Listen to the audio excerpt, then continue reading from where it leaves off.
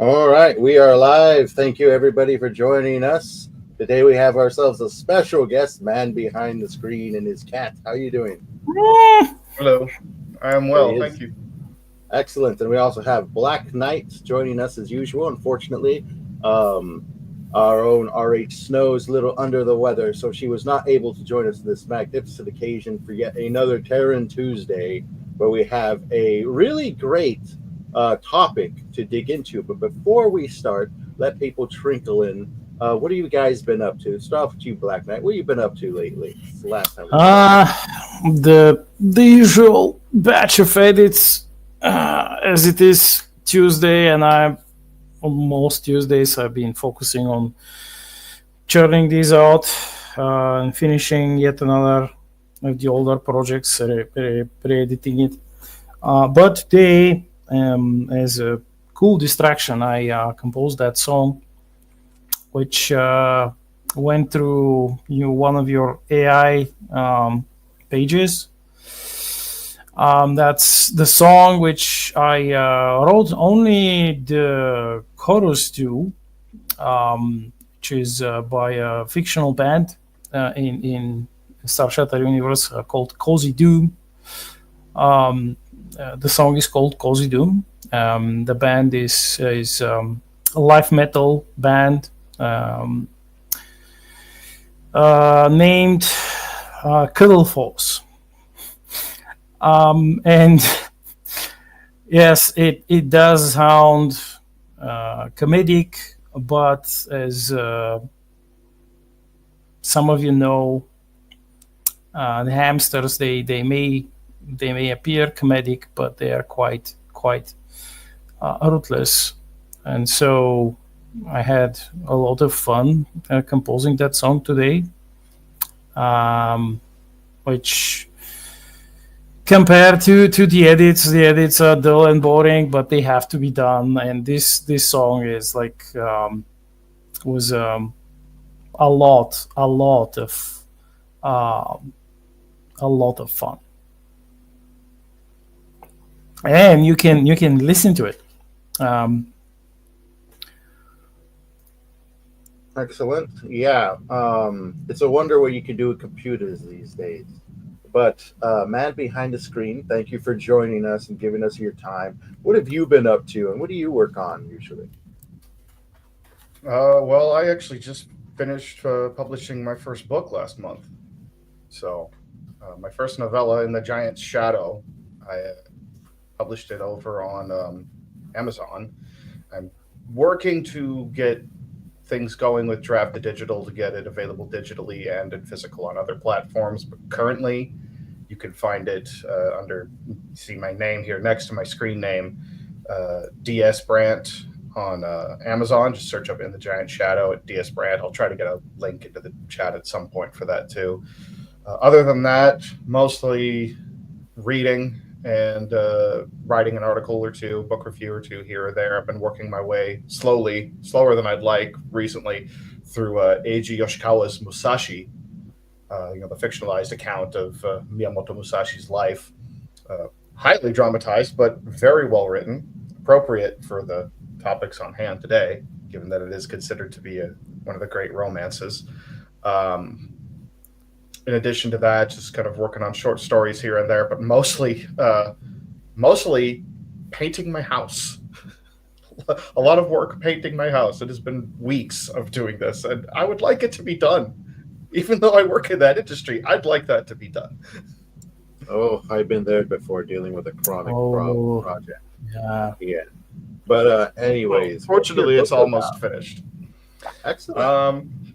I would love to show it off, but unfortunately, Amazon has not sent me my author copies yet, so I just have the test copies here that have that lovely little bar in the middle and the misaligned image. But basically, it's a dark fantasy mystery adventure. It follows my character of Geyer as she ends up embroiled in a mystery in a remote Norse-style farming village called Jotungat. She gets lured to this village by a white raven and in so doing, ends up locked in this conspiracy involving ritual murders and literal, real nightmares, and has to basically figure out what's going on and hope she doesn't die in the process. Nice. A dark mystery. I like it. Mm-hmm. I like it a lot. It's Yeah, hopefully with very well with received so far. yeah, hopefully with lots of hope sprinkled for taste. Mm-hmm. That hope comes in the form of a character that I'm pretty sure you would really like, Black Knight. It comes in the form of a talking fox named Reynold. Ooh. Oh, that's fun. That's fun. Mm-hmm. The forest cat. He's one of my favorite characters to write. He is so entertaining. Nice. Not bad. Not bad. You got a link to share with us. We'll put it in the description. And I do. I'll drop it in the private chat here for you guys. Okay, awesome. Yeah, well, you hunt that down. We shall introduce the chat to our topic of the day, which was inspired by a paper that was recently written by Emily Morgan. She wrote the paper, Theater Kids Are Poisoning Fiction. And that is heavily a part of our topic today, which I'm sure all of us will have something to say about that, the poisoning of fiction. That's actually partially why yours truly, The Living Sandwich, came to be, because of just the absolute terribleness of fiction. But Black Knight, why don't you go ahead and share your thoughts? Well, just as she writes, this is not to disparage the actual theater lovers. What we're talking about here is the persons who are chronically hateful of pretty much everything, and hateful, resentful, jealous, and they have currently been embedded into pretty much most of publishing, entertainment, gaming, and these are all of these like so-called activists who just like hate for the sport of it. Everything that is not everything and everyone who is not of them, pretty much, and as such they have in their desperate effort to be the ever forever contrarians, they have become a gray mass of NPCs with one programming, and that is destroy, reconstruct, reimagine, and that's it. But what I have personally seen, even from some years ago, while dealing with a particular publishing agent, was that the agent herself, she fits the description, and she wouldn't accept anything for publishing except rare bits, rare things, rare items that her boss would force through her opinions, or things that conform to whatever was like the current day mantra that she would espouse. And when I had an interview, she immediately told me that she disliked me because I wasn't interesting enough. I had like dull personality, And when she read the promotional bit that we were all asked to provide, she literally laughed, said like, "Okay, you don't like you're not checking, like there is nothing which we need right now of you. You may go, and don't bother going to that other publishing house. I'll call them and tell them that it's like you're not fit. You're not gonna fit there too."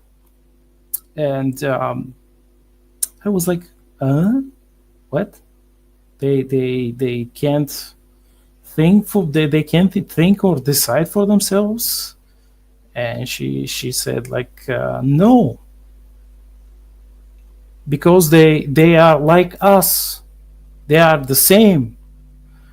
And I know that, and just walked away. Yeah,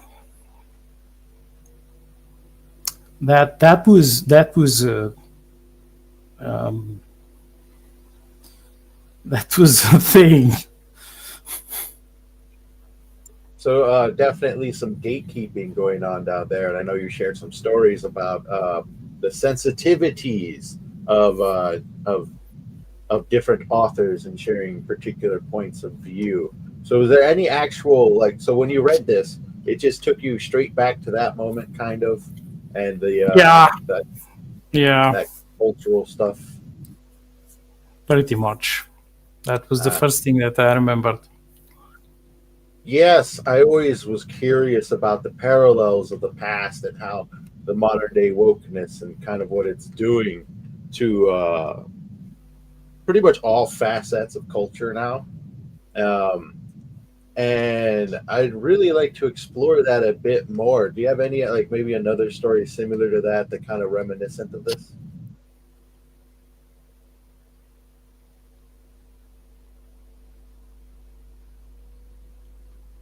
Black Knight?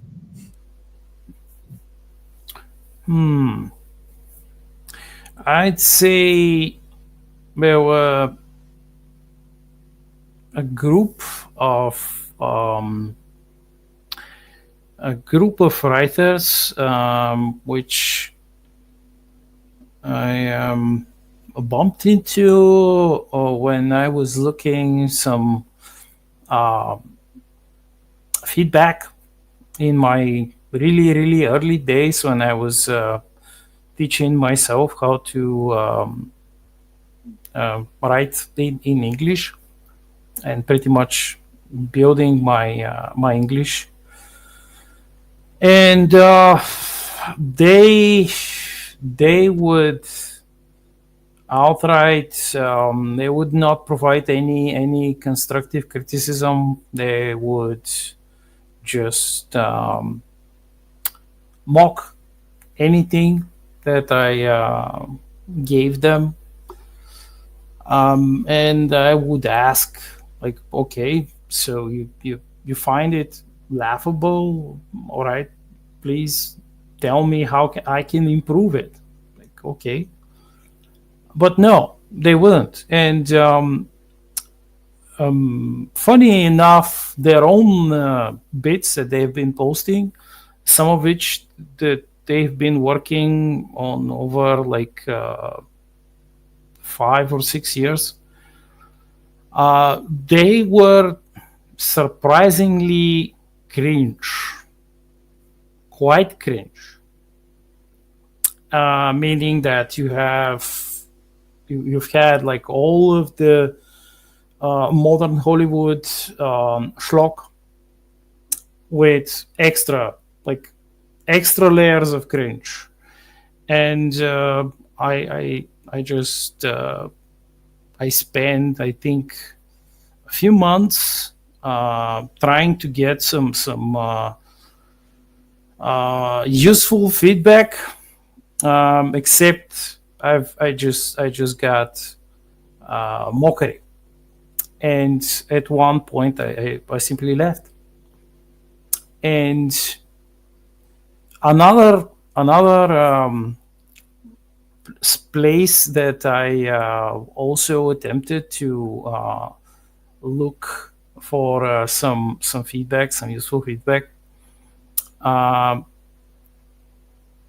It was also completely conquered by these same people. It's the same way of thinking and doing things. And I met one woman who said, like, no, the writing group back in the day, when we started it, it wasn't like that. We had a multitude of like beginners, authors who helped each other, and they gave each other feedback, and they just they were really accommodating, and they grew quickly. Their writing and their everything improved, but slowly and surely these so-called theater kids, they wormed their way in, 1 or 2 by 2 or 3 by 3, and it took them, she said, it took them like 5 years, and the entire community was completely subverted, completely. And they become the moderators, and they would ban people who would attempt to argue with them or do practically anything. They would outright ban them. So this is the same. It's exactly the same way that these people are doing things. Definitely sounds the same. A lot of familiarities there. But man behind the screen, your opening thoughts, sir. So one thing with me that stands out compared to a lot of other independents, particularly the ones I've met since coming over to Substack and meeting with Royce of A Drink with Crazy, excuse me, and many of the other people within his community, his server.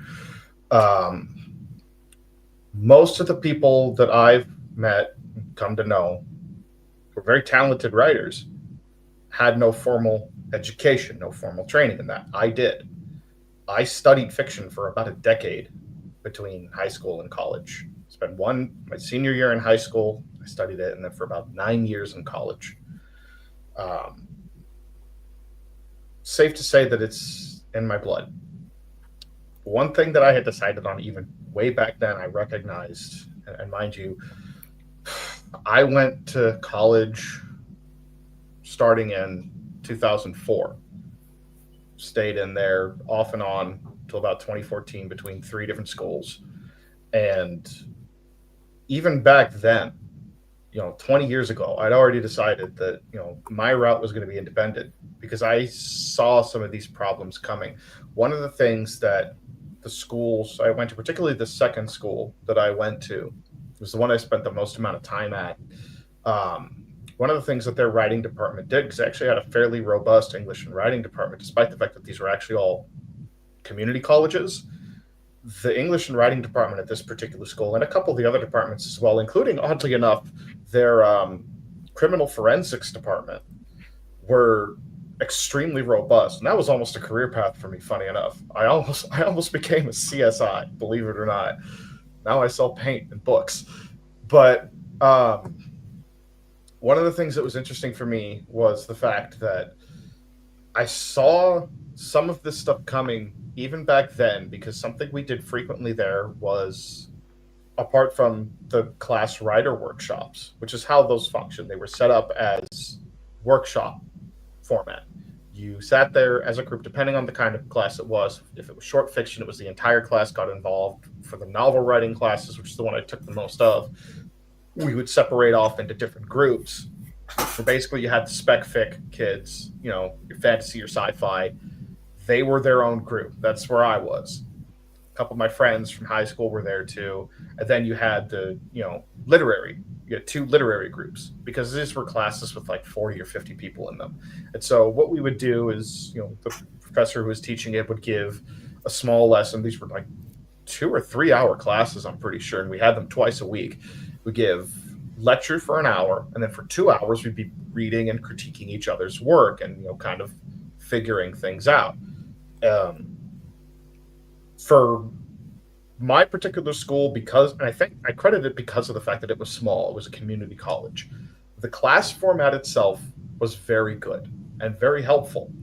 Everyone was generally pretty supportive of each other. There were a few bad apples who were kind of full of themselves. You could always sort of tell who the ones that were, had their heads kind of bloated were.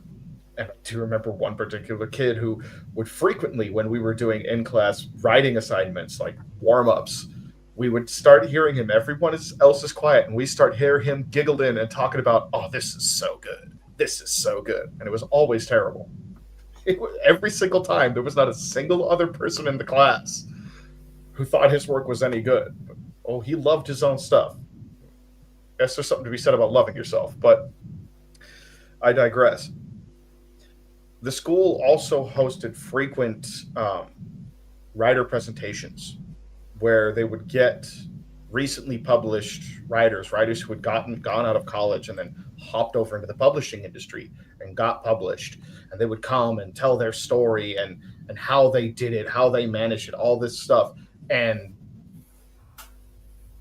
I cannot think of a single instance, not one, where my bullshit detector was not going off. Where it was like, you didn't get published because you did anything particularly special. You got published only because you recognized what the industry was looking for at this time.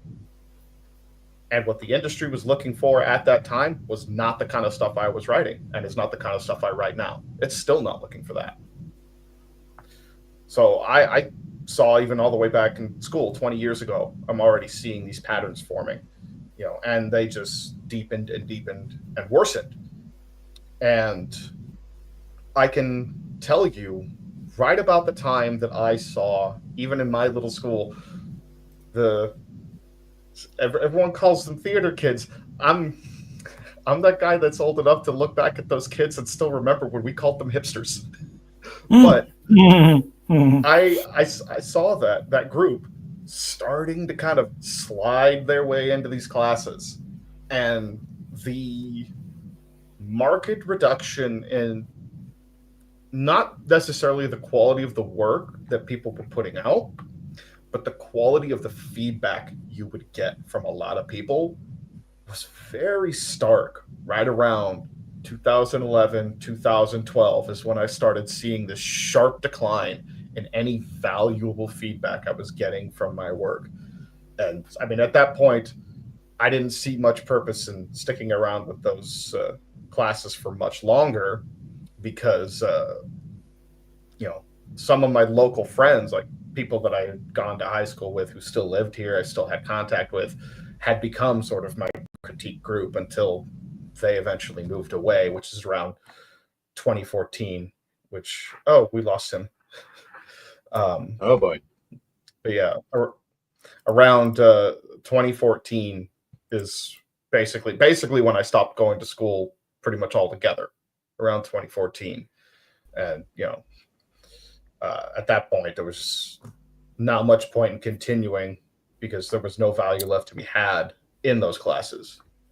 So, yeah, I witnessed some of that, firsthand, but particularly the most illuminating thing had to be seeing those both recently published and sometimes multi-time published authors, seeing what they were coming to the table with, seeing the kind of books that they were talking about, that they had gotten published, and really getting that idea of like what the industry was looking for, and realizing that,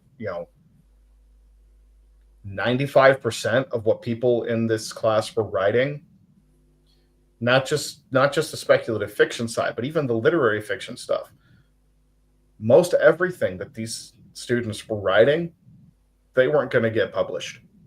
And I mean, that's really true of any work. Like, there's so many people who will try to like write something up, write a first draft, throw it to a publisher expecting that, like, yeah, I can make this a book. And it's like, no, you don't understand the process if you think that you can just throw a first draft out there and successfully have a book.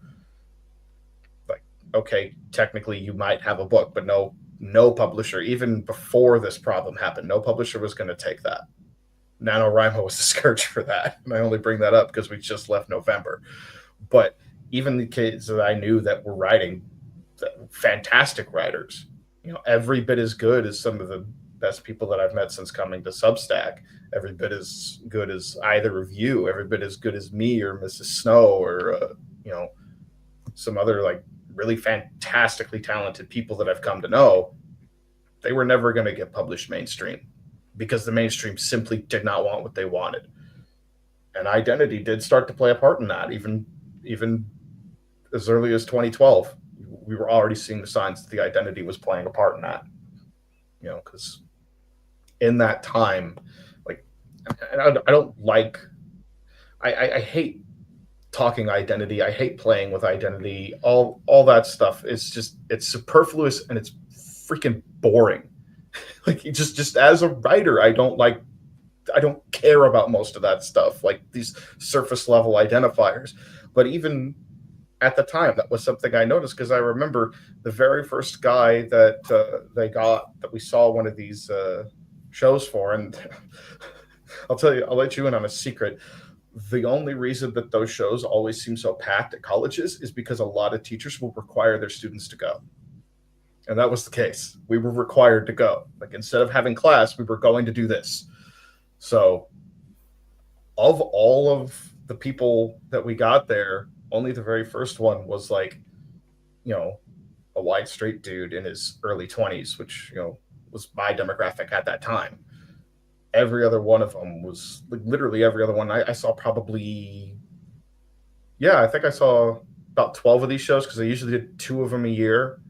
I saw 12 of them before I just stopped showing up on the days that I knew that they were going to be doing them, because it's not like it counted to your grade. And all the other ones, it was like, you didn't see a single person that looks like me, and that shouldn't matter, but you start to notice it when it continues on that way for a decade. Yeah, the noticing intensifies the further you go along. Yeah, in my case, I've by dealing with these agents, literary agents, and mainstream publishers, like these were the old ones. Like a lot of them were remnants from the communist days. Mm-hmm. And even back then they weren't looking exactly for what I've been writing. And before I switched over to English, transition to English.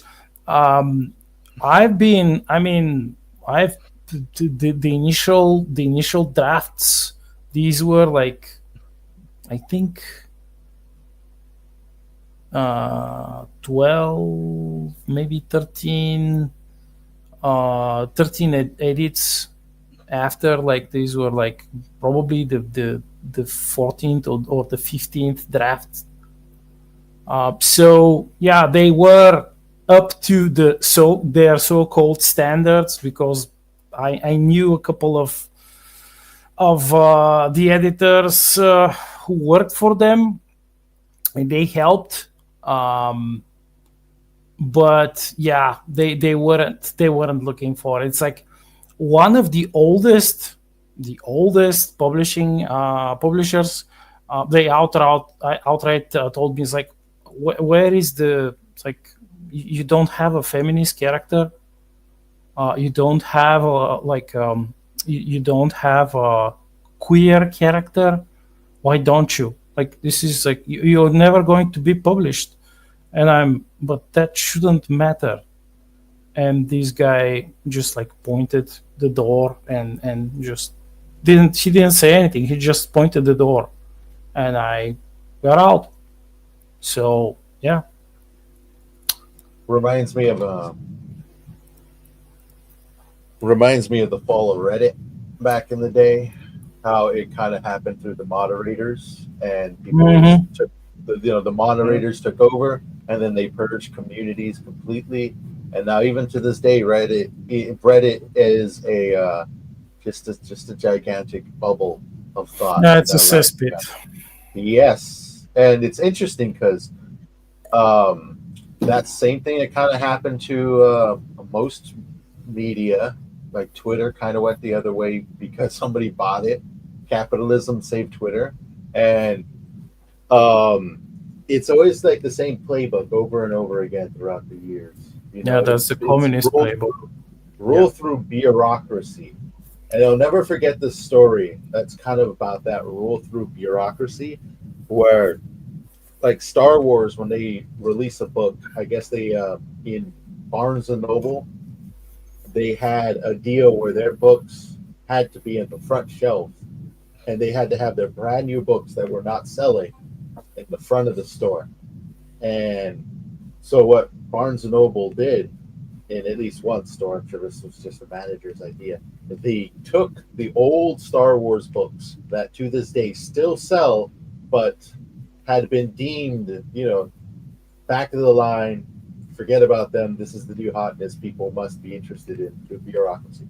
And they put those on the shelves, and they got these new books that are supposed to be on the shelves, and they put them on the floor in front of the shelves to get around their bureaucracy. And I feel like that's what kind of the Iron Age is we're like trying to get back new media, because it seemed like for a while there we were getting some really good stuff throughout the years. Marvel in itself, like I'm sure we were all there watching Marvel build up into this magnificent, fantastic comic book come to life empire, and then squish itself um, into what it is now. All examples of the toxification, I guess what you'd call the theater kids, and I guess in Hollywood standards, is the theater kids toxifying the theater scene in its highest form. Yeah. I mean, on our side of it, what I see our side of it is like more than a movement or anything else, more than the Iron Age or whatever kind of like subsect you want to go with that, because I mean, everyone's going to have a different idea of it. Everyone's going to have a different definition. But at the end of the day, what people like the three of us and R.H. Snow and some of the others are doing is, we're the side of it that is trying to create the things we want to see. We have an idea of the kind of media that we like, the kind of stories we enjoy, the sort of things that we want people to read, that we want to be out there and be available for people to find, if to enjoy if they so desire it. And we're putting forth that effort, taking that time to create that, and hopefully to create that to the not only the best of our personal ability, but the highest quality standard that we can. And to me, that is the side of it that's the most lamentable about the state of things now, with what these identity obsessed hipsters, these theater kids, have done is there's plenty of ways to take the concepts of identity that they keep shoving into their stories. And there's a reason I use air quotes when I say that. There's plenty of ways that you can make those concepts work. It's not like these are concepts that cannot be made interesting, that cannot be made to work well. There's a lot of nuances that you can explore with that kind of thing. There's a lot of experiences that can be spoken to with that sort of thing. There is great art that can be made with some of those ideas if you work with them and actually treat them and turn them into something useful for a story. But that's not what they do. That's not what they want. They just want to hammer home a political message. For them, it's a cudgel. It's not a story. It's a cudgel. And I think I might have talked about this briefly the last time I was on here. Forgive me if I don't remember, because that was, I think, 40 episodes ago or something at this point. But I digress. Yeah. So for me, the lamentable part about it, though, is just the marked reduction in quality. You hardly find anything new that's mainstream that you could say this is fantastic and this will stand the test of time. At most, you could find stuff that's good and will be enjoyable for a while, but eventually will probably be forgotten. Like in terms of fantasy, I kind of think what's his name? I believe it's Brandon Sanderson. Is that younger guy who in the last few years got really really popular? Yeah, Yep. I Yeah. sort of see his work like that. Like it's not bad, it's pretty good. It's decent work. He's not a bad writer, but it's not something that's going to stand the test of time. It's not anything that's particularly original. It's not anything that's particularly new. It's familiar ground being retread in a familiar way that is told competently. And that's kind of the best you get from the mainstream now. Now, I think we haven't yet had, something that's truly great break out from the independent side yet either. But I think there's a hell of a lot more opportunity for that to happen on the independent side because there's more people willing to take risks. There's more people willing to try and expand with different ideas. There's people who are looking to the old things that worked well and the new things that worked well. They're not just limiting themselves to like this very narrow niche, this narrow idea of what things have to be. They're not limiting themselves to rule by committee. But that means that the quality is going to fluctuate quite a bit. You've got some independent stuff out there that is, looks professional quality, reads professional quality. And then you've got some independent stuff out there that is literally all of it, from the picture on the cover to the text in the book, AI slop.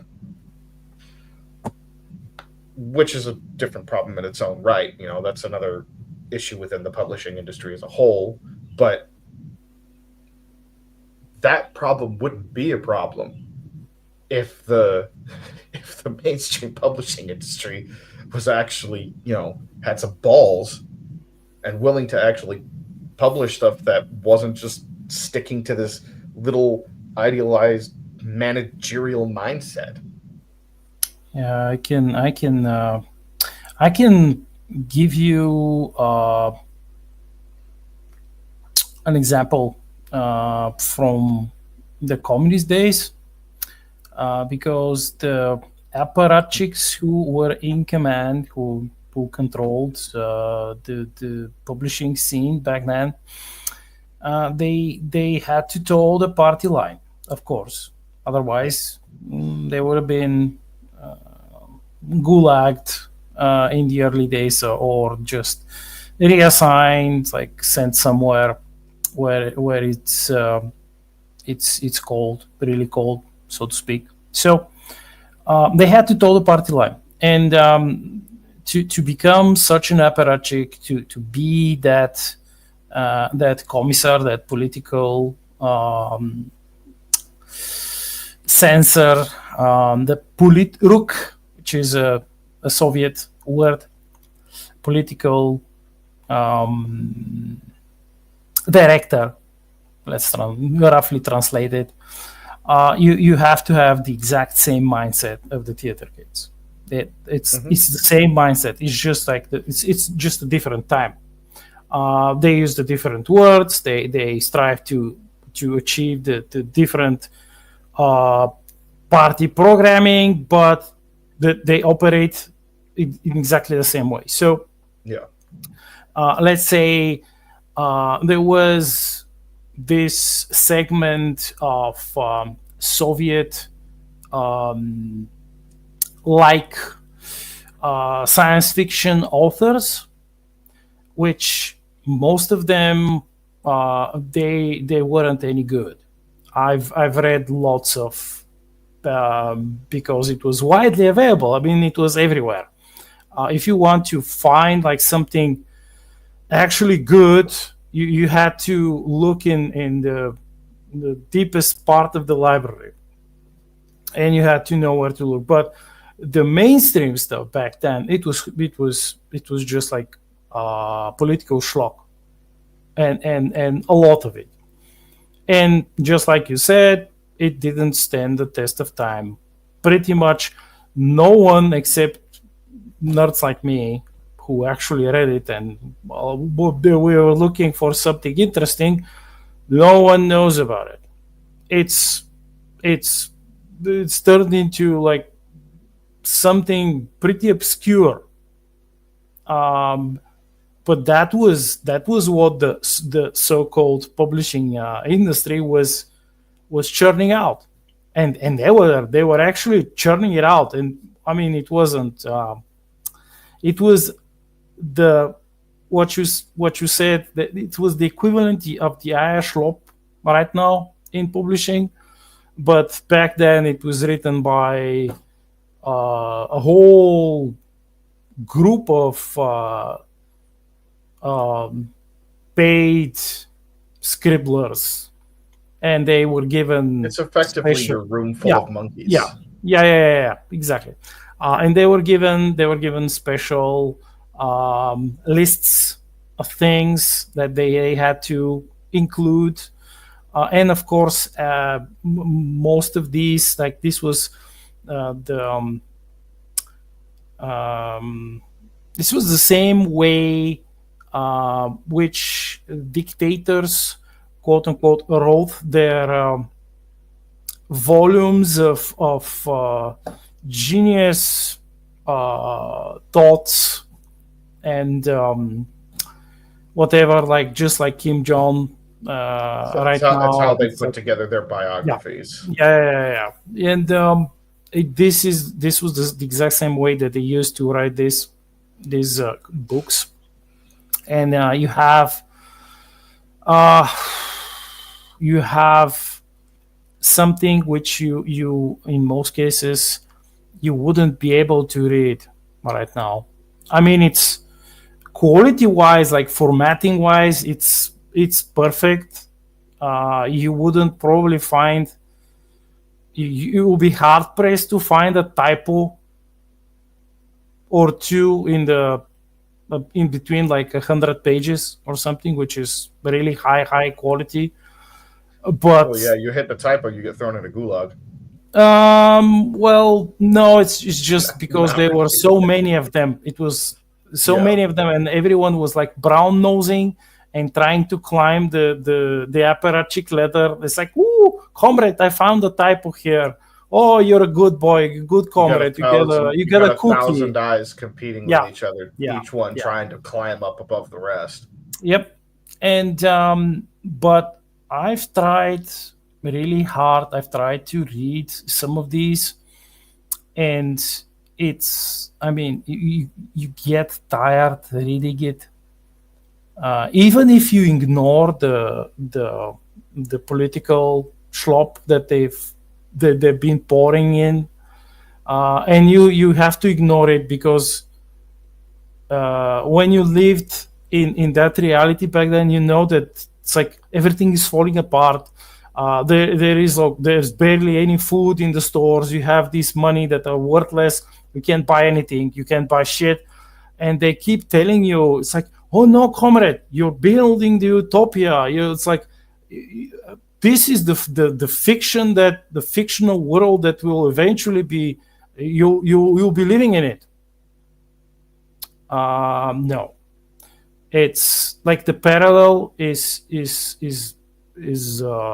so, it's so perfect that it may be frightening to some people.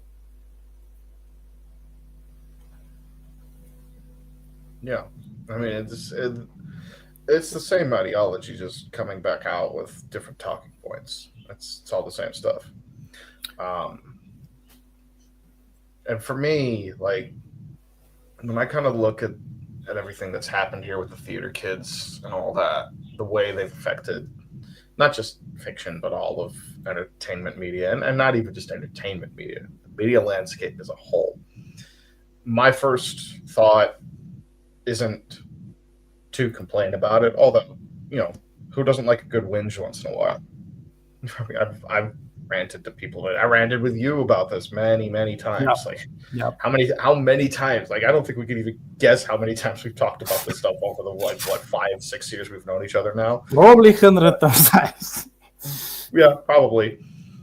But it makes me wonder two things. Like, first and foremost, it's like, okay, it makes me think, okay, what are we going to do about that? And I think that, on our side of it, the creative side of it, like we're doing that part now. Like, we're trying to create stuff. We're trying to get our names out there, trying to get our work out there, trying to make that known, trying to provide an option for people who might be interested in it. So that way they can, have something that might be more in line with what they enjoy. And the other thing that I would say is, from people who are on the independent leading side of this, is to, don't just consume the stuff you like. Obviously, like, always keep your eye out for something new. Always be, trying to take in and read or watch or play whatever, like, independently published thing you can that you think you will and do enjoy. But if you enjoy it, don't just enjoy it quietly. Talk about it. Tell people about it. Share it. Get the word out there. It's like, that's something anybody can do. And it doesn't cost you anything. Just talk about it with your friends. Like, oh, you played a new indie game that you really like. It's not well known. Your friends were talking games. Oh, I played this awesome new, like, indie space shooter. It was really, really cool, man. Like, way better than the most recent crappy Medal of Honor, or the most recent crappy Call of Duty game. You guys should try it out. Or you read a good book. Tell friends who read about it, or let them, if you have the book, let people borrow it. Just try to get that word out there, because that's the biggest thing that we have, is word of mouth. It's like, take a few seconds to leave a review on Amazon for somebody whose work you like. Take a few seconds to leave wherever they're selling their stuff. Take a few seconds to leave reviews. A lot of these vendors, they will base their algorithms based what is shared, based what is shown on the reviews. It's like, if you like something, take like 2 minutes out of your day, just leave a short review talking like 2 sentences about what you liked. Tell friends about it. Tell family about it. Let people borrow some of the stuff that you've been getting and try it for themselves, because that's the best thing. That's the best way we can fight on an individual grassroots level against this ongoing problem, against this ongoing rot. And the other thing too is that, the other side of it is the fact that as this problem persists, as it worsens, more and more people are going to be turning away from this stuff. I mean, there was, I don't remember who it was over on Substack, but one of the guys that I think you and I, Black Knight, both follow, but somebody had shared some statistics about the publishing industry with some insider information on how they publish it. And it really is just like, they've got their limited little scope and the kind of stuff they will and won't accept based on whatever, middle management and upper management says. And apart from the known big sellers out there, your classics that everybody knows that will sell, like, Lord of the Rings being like the preeminent example. I mean, I've got a personal anecdote from my own life. I used to work with a guy years ago from Kentucky by the name of TK. This guy, in the mid 2000s, when I worked with him, the Hobbit movies came out. My friends and I got him to watch the Lord of the Rings movies. And then he went out and saw the Hobbit movies. He was like, oh, they weren't as good, but I really like those Lord of the Rings movies. I think I'm going to try the book. He got the books, and he got the Hobbit. He burned through all of those in a month. This was a guy who hadn't read in 30 years. Yeah. He told me after, he told me, he's like, oh, this is one of the most amazing books I've ever read. Like, Dave, this is the first book I read in 30 years. I haven't read a single damn thing in 30 years. But, like, I'm glad you showed me this movie because this story is fantastic. Lord of the Rings, Tolkien, he sells. Chronicles of Narnia, still sells. The Last of the Mohicans, still sells. Musashi, still sells. The classics, they still sell. But classics are what the publishing industry makes their money on. It's not the new stuff. Occasionally, you'll get the breakout new thing. You'll get your Brandon Sanderson. You'll get your A Court of Roses and Thorns, or Thorns and Roses, whatever that porn fantasy is. You'll get a few, like one or two big breakout things that will sell. And 98% of everything else is literally just them throwing stuff at the wall and hoping something sticks. So people are already on the publishing side of it. They're already not interested in what they have. In the film side of it, how often are we hearing on the film side of it that like people are just sick of what's on offer nowadays and people aren't going to the movies anymore? We've been hearing that. Yeah. We were hearing that before COVID, and now after COVID, it's only gotten worse. And TV, like, who watches cable TV anymore? Like, who in the first world knows anybody that watches cable TV anymore that isn't over 50? Who isn't doing everything on streaming now? And who cares about most new streaming shows? I can tell you in the last 5 years, I can name for you the number of Western streamed shows that I've watched that I thought were genuinely good in 3 lines: Blue Eye Samurai, Arcane, and Yellowstone. That's it. I can't think of another new show that's been streamed that caught my interest at all that wasn't from the East. Yeah, I hear. I could do one less. I only watched one, and that was The Terminal List. It's the only streaming show I've ever watched. Because, like you said, everyone's online. And I think that's what's defeating them, is the fact that everybody can now connect. Because, like we've all said, this is historical. History repeating itself. But this time around, there's this major connection issue they got to face. More eyes. Yeah, more eyes. Everybody can whisper to each other now. You can whisper into someone else's ears through DMs. No one's gonna hear you. The modern social enforcer is not gonna see that coming. And the thing about that is, like, this is really defeating a lot of stuff. And why I think, like, this whole us being able to share, it reminds me of the past, like Lovecraft shared notes with Howard. We're doing the same thing right now. I read of times when they were just in giant rooms together full of people sharing notes with each other, sharing what they've been writing, playing music for each other. That's what we're doing now, and we don't even have to leave our homes. And this is the biggest distraction to them, because they always go after where bureaucracy is, which is within institutions, within governments. And within places similar to those. And because of that, they kind of have to stick to archaic forms of communication to stay in control, or try to take control of how we're communicating now. And a big one, I think, is how schools are being replaced by the internet, because your modern day lectures is usually like in a big classroom in these grand halls, the most expensive schools. You have one person giving a lecture, taking very few, if any, questions, and just repeating themselves. That is basically just a video, press record and replay it for millions of people.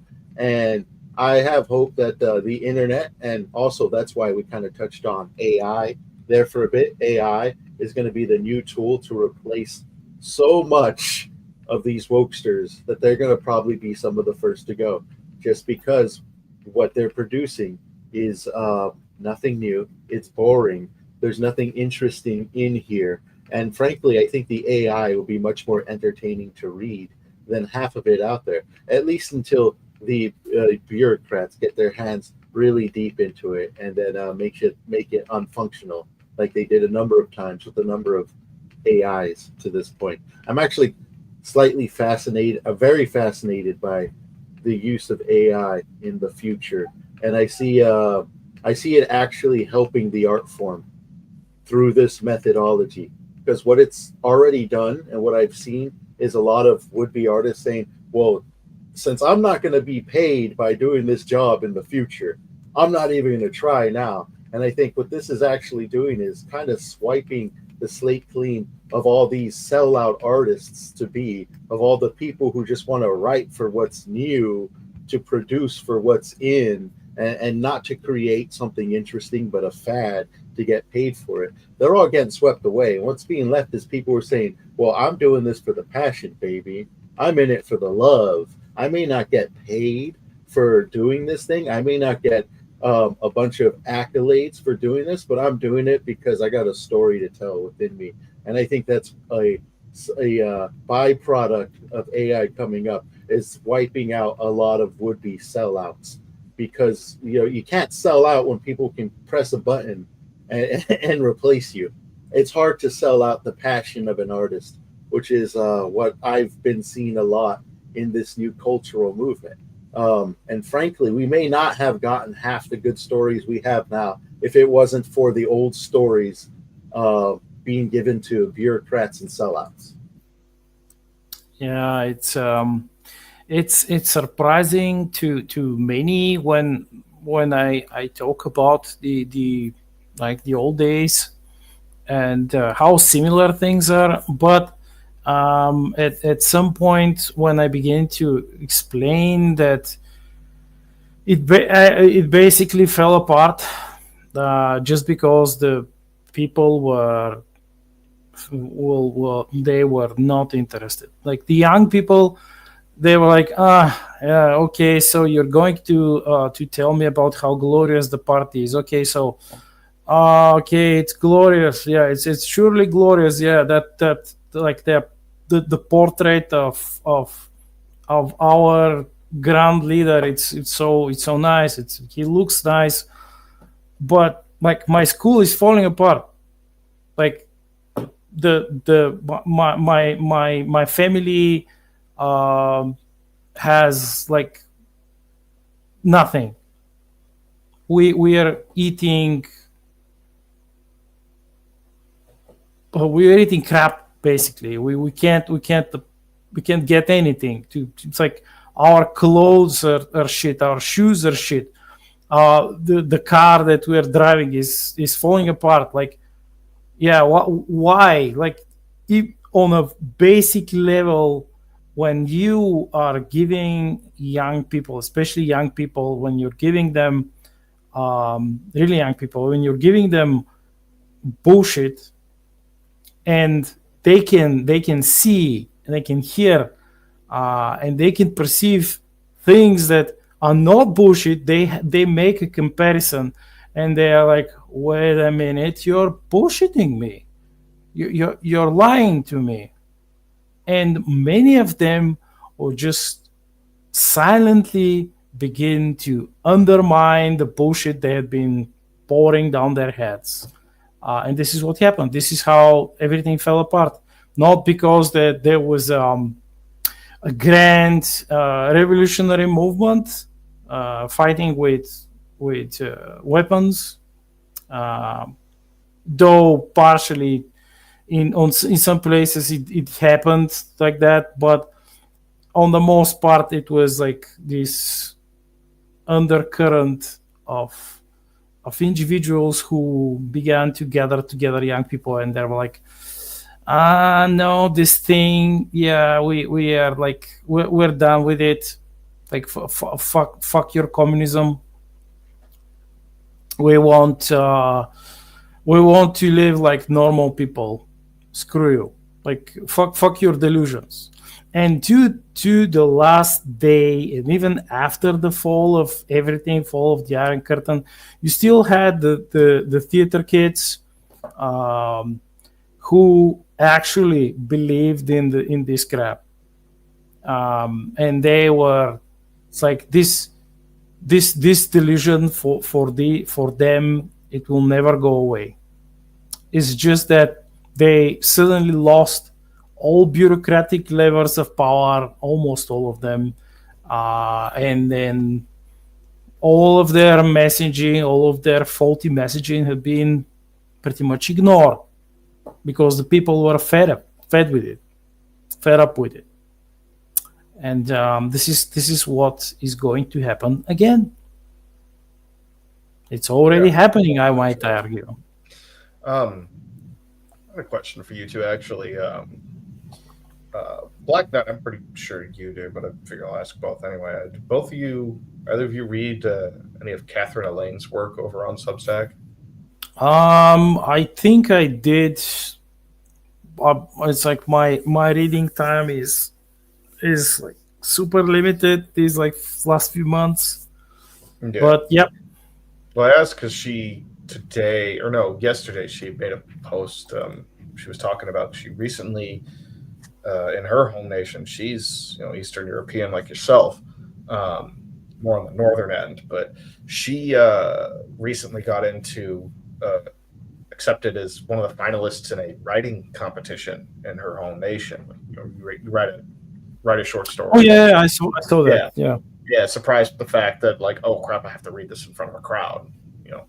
So she shared her experience going to this crappy garbage dive bar, the kind of place that would draw hipsters, and that run down, looks like total garbage, and then they do nothing to it and claim like, no, this is an artistic choice. We're totally doing this because we want it to look this way. It's like, no, you're doing that because the place is neglected and you're too lazy and too incompetent. Yeah.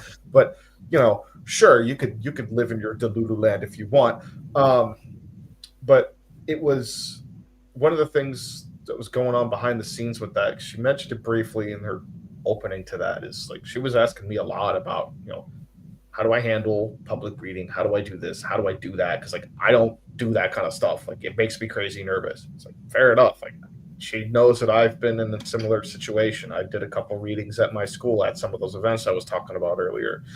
But when we were talking about that, I told her like, hey, relax. Don't worry so much about what the organizers say. Don't worry about what announcers say. Don't worry about what the other writers say. Focus on the audience.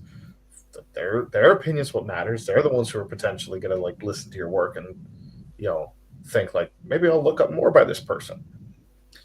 So in her little thing her little recap that she wrote about it, she did make mention of the fact that a few people had come up to her. I think it was about 3 different people came up to her after the reading, and there wasn't many people there. It was a very small bar that they had this in.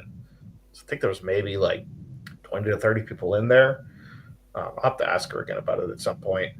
But 3 different people came up to her to specifically tell her, oh, yeah, your story was my favorite of the bunch. It was easily the best one there. It was easily the most interesting. Like you had a very unique way of presenting a story compared to everybody else. Pretty much everyone else except for the very first person were all industry heads for their local industry.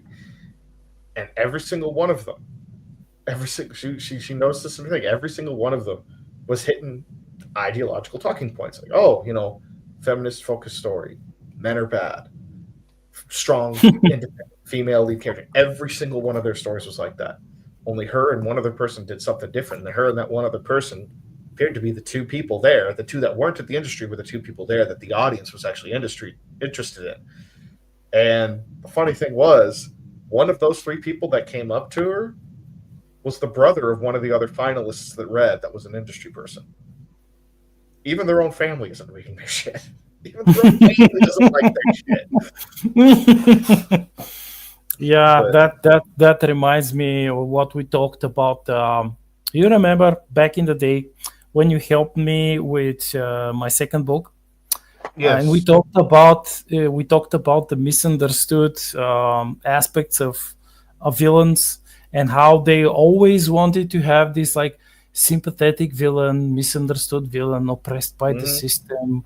Oh no, he or she became like that because they were this and that, blah blah blah. And what you told me when I explained to you about like all the points that I had in my character sheet of Omasa, of Lord Omasa, and you came with this scene where he meets that other not so smart villain who assumed that she was on top of things because of her own delusions, and how you said that it felt to you that was natural. Yeah, that's something that they can't do. They just can't. it's been. I'm sure us and literally everybody watching this has probably heard about or talked about this part at one point. It's because they're they put the messaging first. Mm-hmm. They don't view these theater kids, these hipster types. They don't view the stories as stories. They view fiction, movies, video games, any form of entertainment.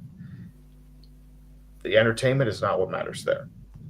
It is a vehicle for pushing whatever personal message they want to push. I say personal message because these are the types that say, what? The personal is political. So, yeah, it's all self-serving.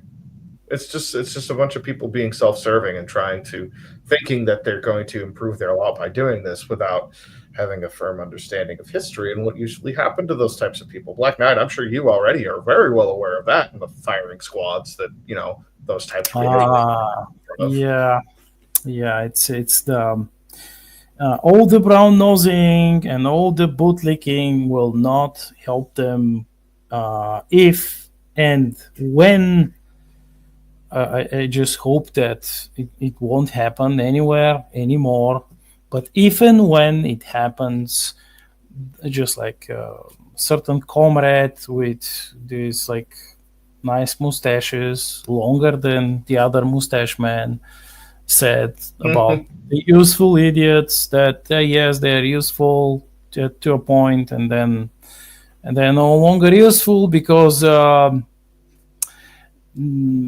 just like we can see right now with all the new pseudo-communist bullshit that they're pushing, no one no one is true communist.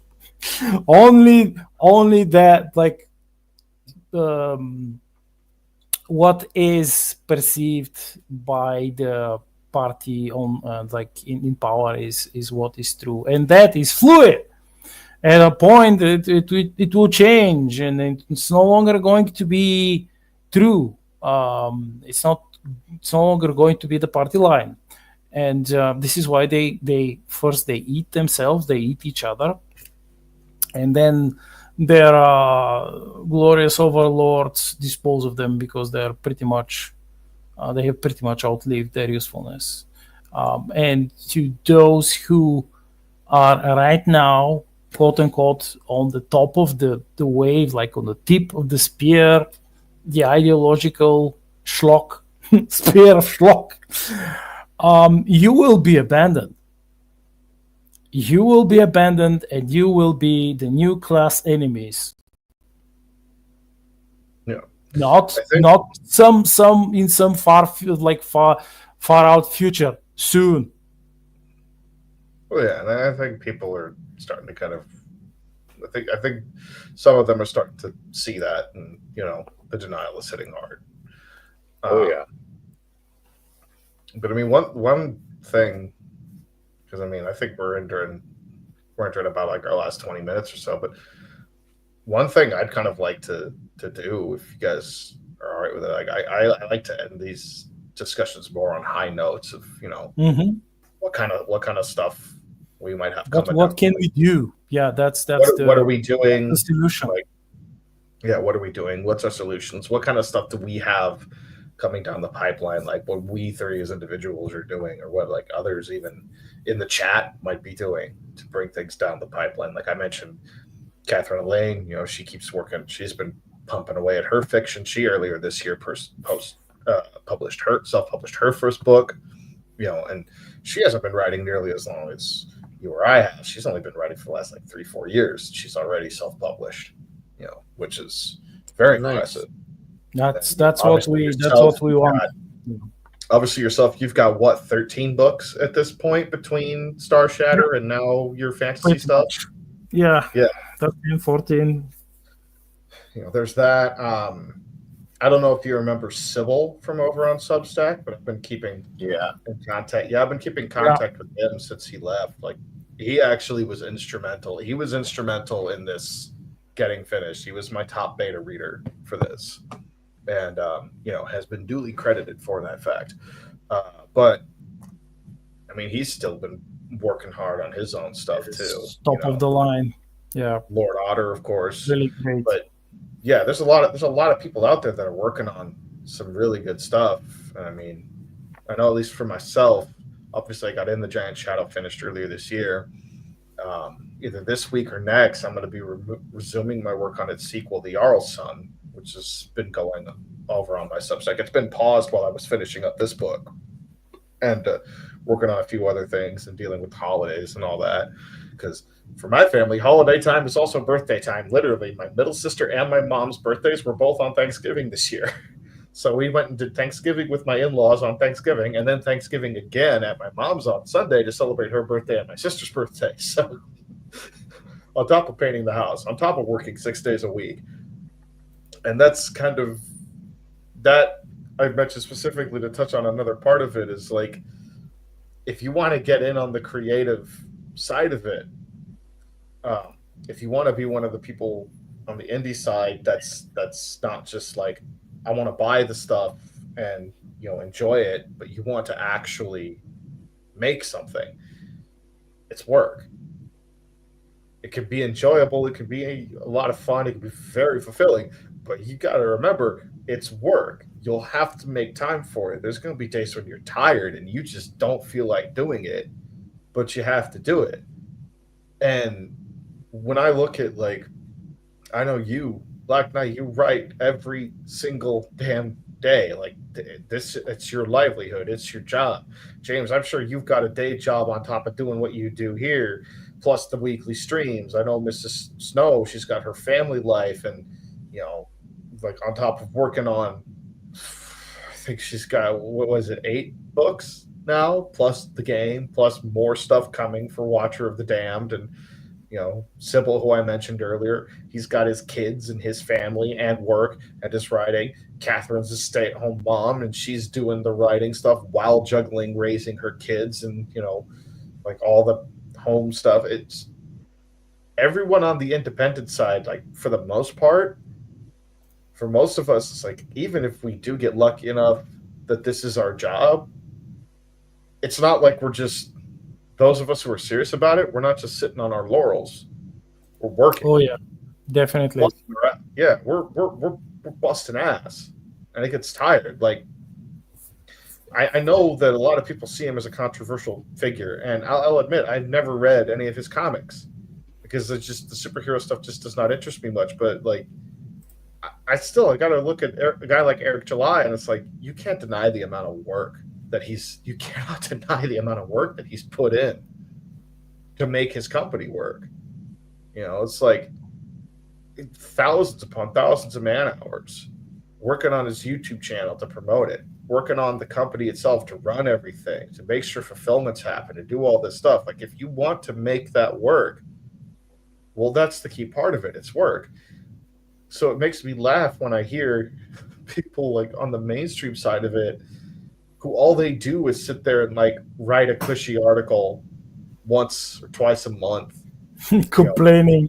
Most of it is complaining. Yeah, exactly. Most of it's just complaining about, like, I don't like how this thing is done. It's like, literally all you're doing is complaining, and you're getting paid more than, like, you're getting paid like a $60,000 a year salary and a $70,000, $80,000, $100,000 a year salary in some of these cases to sit there and bitch on the internet. And like, I mean, we could extend that to even to like some streamers who do that same thing.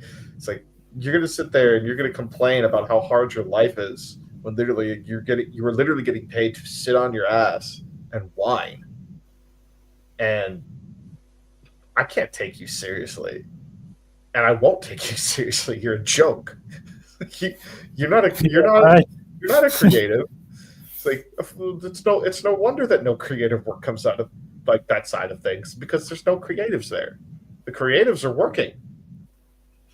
Yeah, and the creatives are working, and in most cases they're not like slapping their chest, like tapping their chest. That's like, yeah, I'm doing this or that. Like, we probably have to do more more talking about what we are actually working on than what we Marketing, actually, networking. what we actually do, because it's laughingly small. Like the time that we are actually saying like, hey guys and gals, like I'm writing this stuff, I'm doing that, I'm editing this, I'm reworking this or that.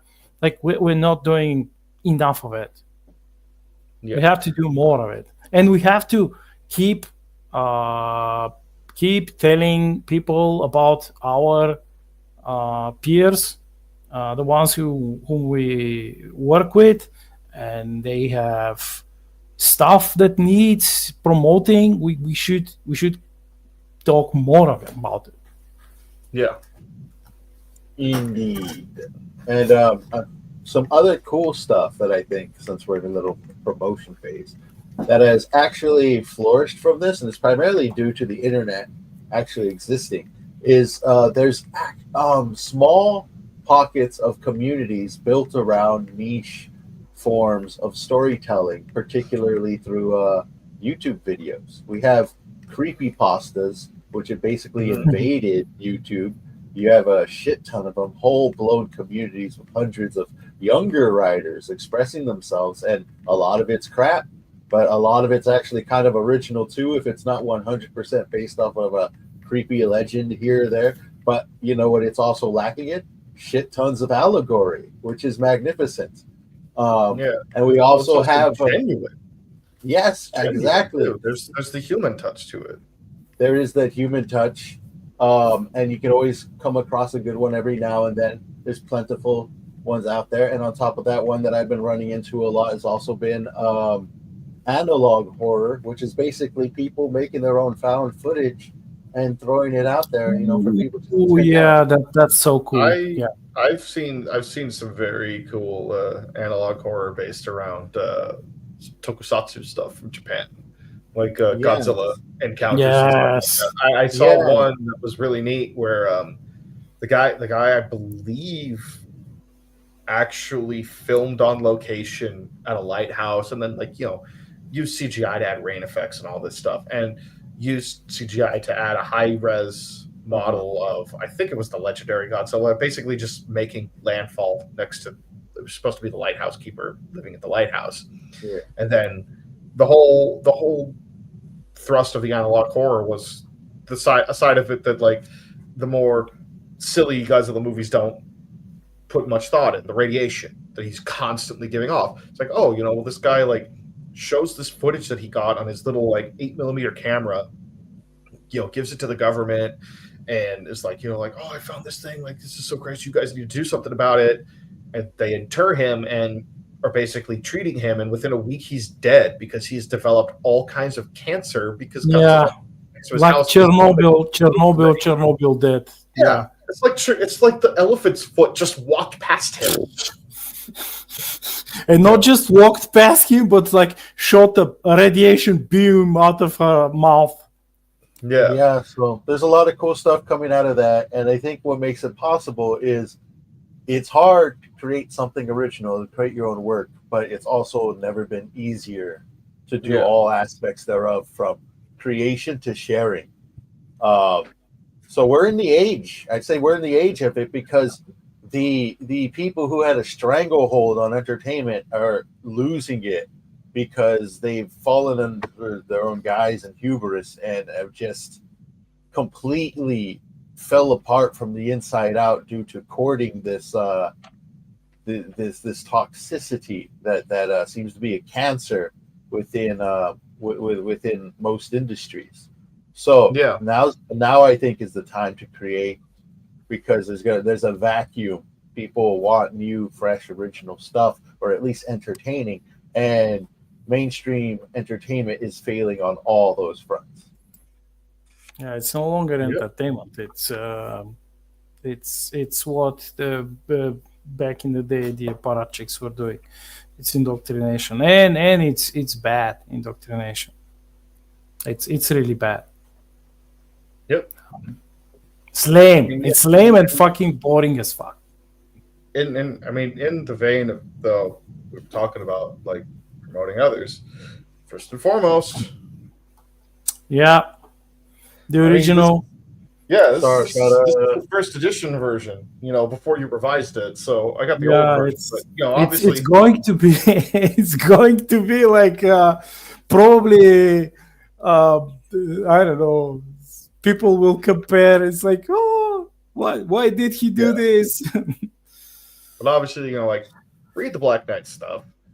Read James's stuff. James has some really cool lore stuff on his Substack. If you guys who are watching this have not checked out his Substack, you should. He's got some cool lore stuff. He's got a very creative world.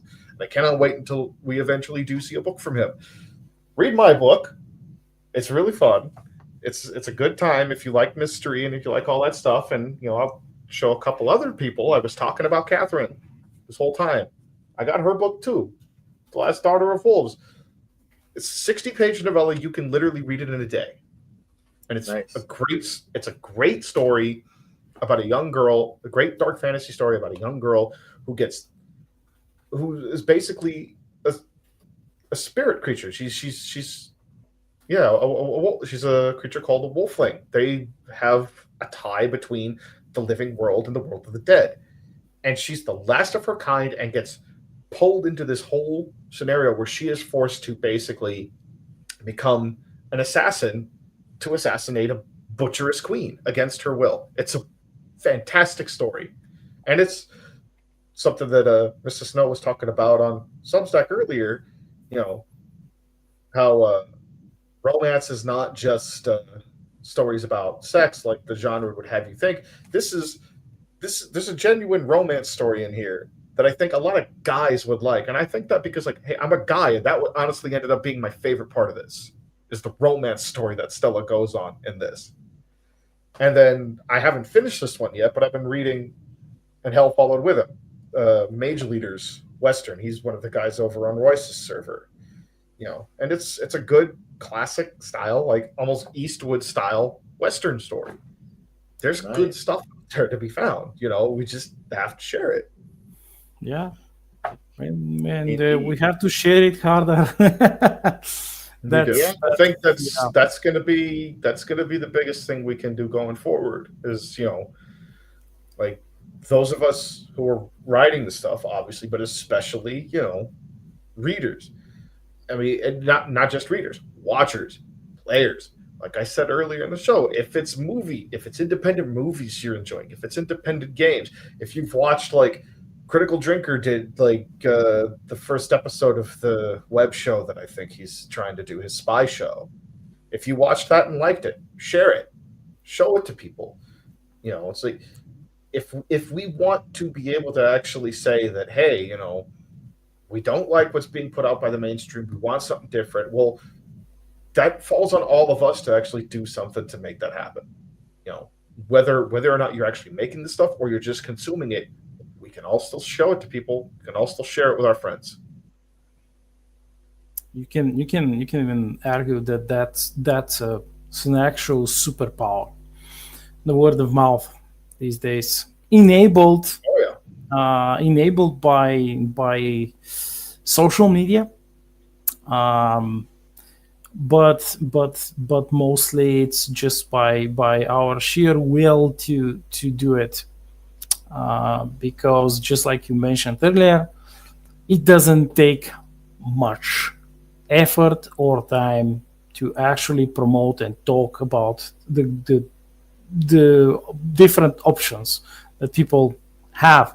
They just don't know about them. And some of my readers, which I love you. I love you all. You know who you are.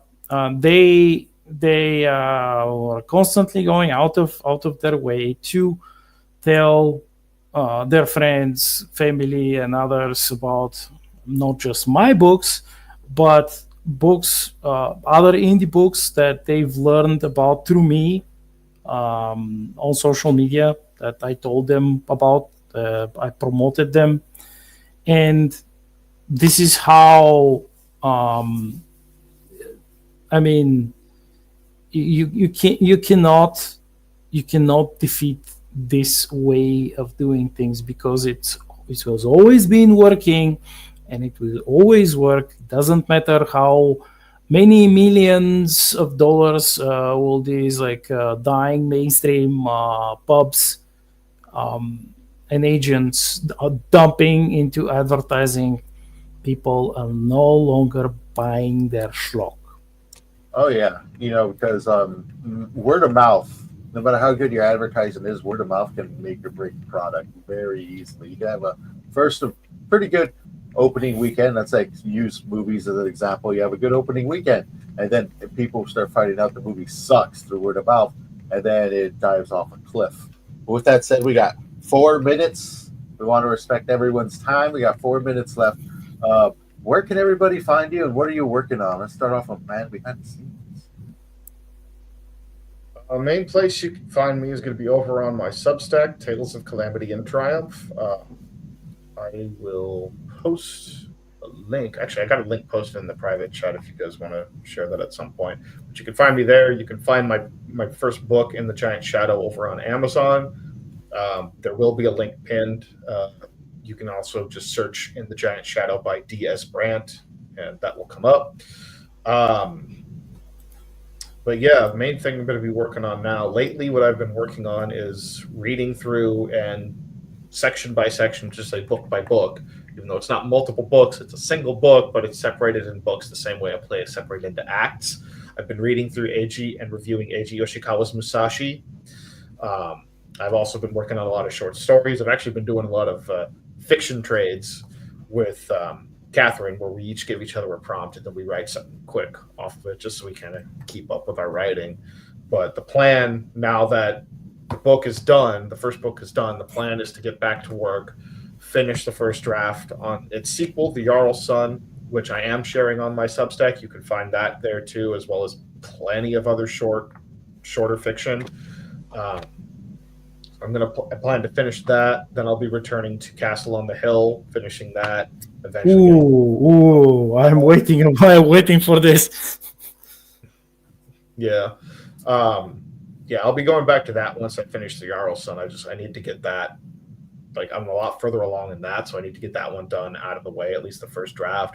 Then I'll be resuming Katrine's story, the story of Katrine and Paul for, Castle on the Hill, which when that comes out, for all you family-oriented folks out there, that would be a good option for you guys, because that is very family-friendly compared to more of my other stuff, which tends to be more aimed at an adult audience. Not for sex, but more for, heavier themes and, violence and the fact that it's dark fantasy. But yeah, that's my plan going forward. Epic. Nice. The Black Knight, what are you working on? Where can people find you? First, I will mention that I've been reading a book by the brothers Kryn, Daniel Leo, and Crown Brut and Joseph Claude. I will be slow to read it, but I will read it, and I promise them comprehensive review, which I do not. I'm not usually the one to write the reviews, but once in a while I'm able to. So I've been hoping and waiting for some free time to read that book.